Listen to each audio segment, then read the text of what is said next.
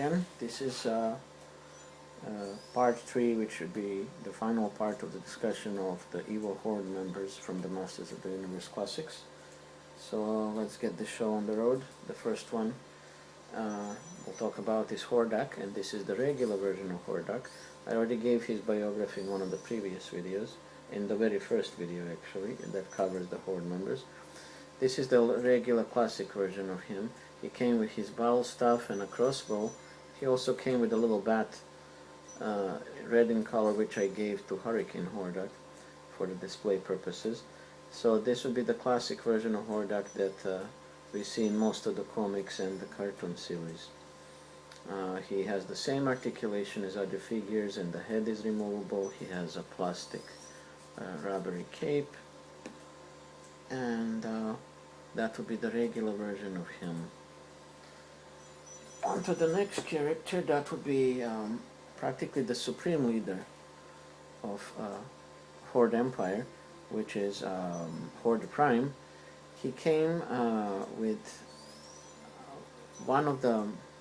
he came with an arm that can be attached, well, if you detach this one first, and that arm looks like an actual crossbow in silver color.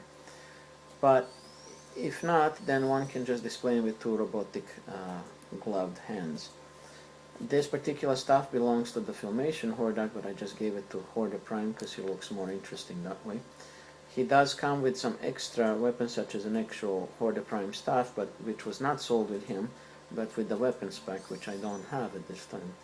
The head here is the way Holga Prime is supposed to look like in the British Masters of the Universe comics that came in the 80s.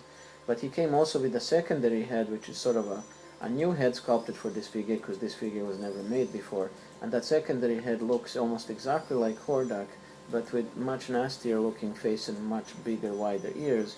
And that second version is supposed to be Hordak's brother, because in the new biographies, Holga Prime is just an older brother of Hordak, while Hordak is sort of second in command. So that would be Holga Prime. I sort of treated by displaying him with the head from the British comic book series. I prefer him that way. The next one after that would be Mosquito.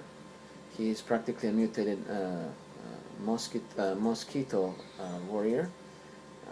He did exist in the vintage line. He used to have a button that when you press it, the fake blood is being pumped through his sign right here. That feature does not exist in this figure, but the remnant of that action feature can be seen by the color of this emblem that he has on his chest. He comes with a laser rifle, which also came with his vintage version, and he came with these insect leg attachments on his back, which the old version does not have.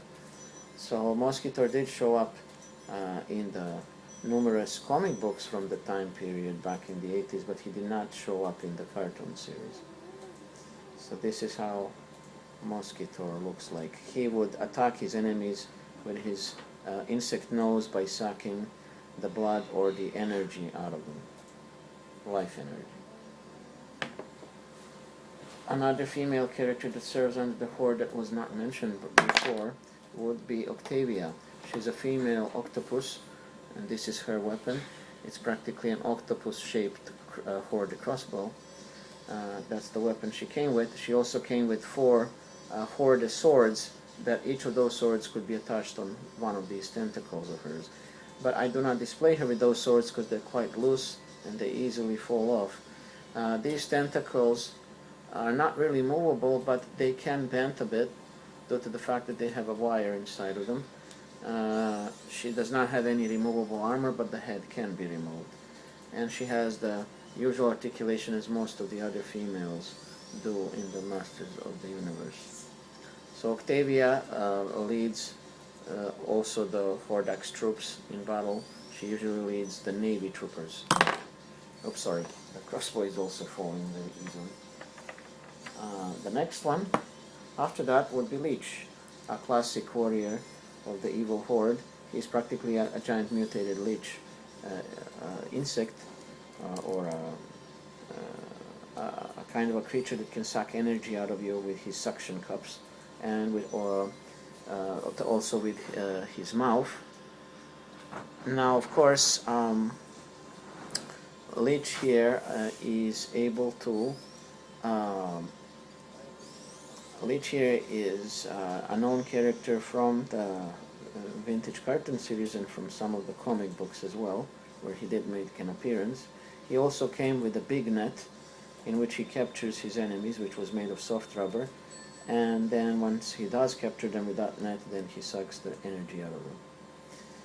He doesn't have any removable armor, but the head can be removed, and he has almost the same type of articulation as other figures due to the fact that his body sculpt is quite different from the rest. So that would be Leech. Another well-known character from the Evil Horde is Grizzlor, who is practically a sort of Evil Horde version of Beastman in a way. He's practically a mutated grizzly bear or something in between. And he comes with a crossbow, and he comes with a bunch of swords and axes that can be attached at the back here, but I don't really keep them out for the fear of losing them. He can have his head removed.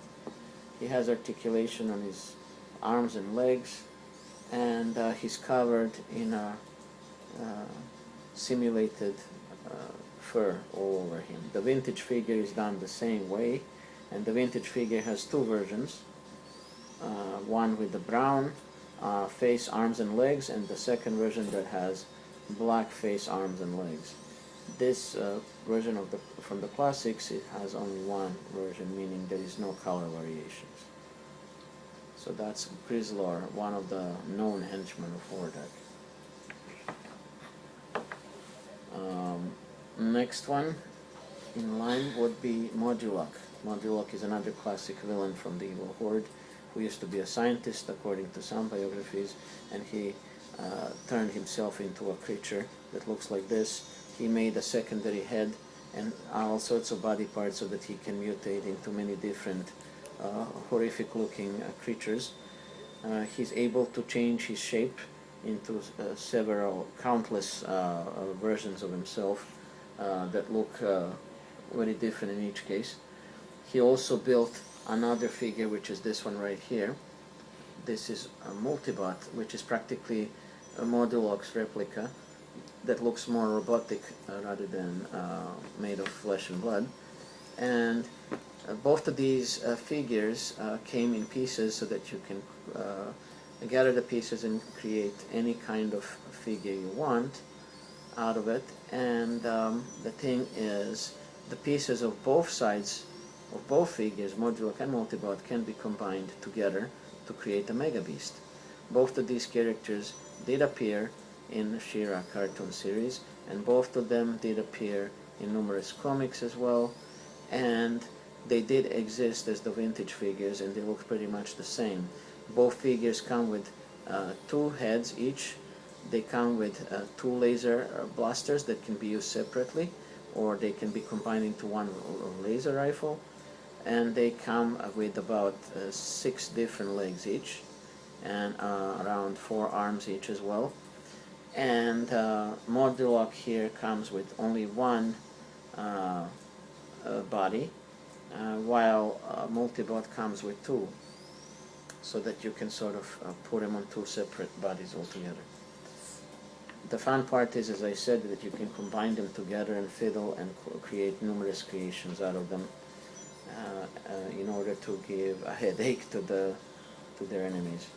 And they seem to be indestructible, both of them, both of the characters, in regards to that there is no easy way to defeat them.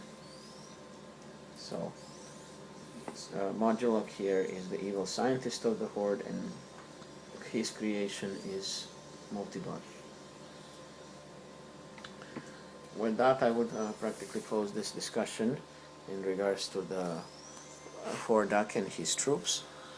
And next time I will see that I start probably talking to you guys about other factions in the Masters of the Universe.